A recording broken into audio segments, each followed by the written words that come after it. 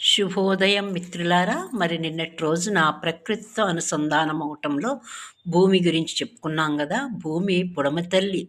ఉదయాన్నే లేచి భూతల్లికి నమస్కారం చేసుకోవాలి. భూమిని పాదాలతో నడిచినప్పుడు మన నుండి ఎనర్జీ గ్రహించి మనలోని లోపాలను తగ్గట్టుగా ఆహార పదార్థాలు ఇస్తుందనుకున్నాం. అలాగే భూమి తల్లిని కాలుష్యం చేయకూడదు. నిరంతరం భూమి తల్లితో అనుసంధానమయ్యి కృతజ్ఞతాభావంతో ఉండాలి. సహజమైన ఎరువులను ఉపయోగిస్తూ భూమిని కాలుష్యం చేయకుండా ఉండటం మన యొక్క తప్పనిసరి విధి.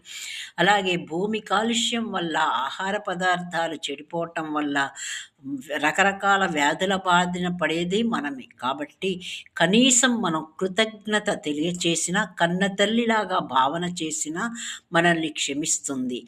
లైక్ చేయండి, సబ్స్క్రైబ్ చేయండి.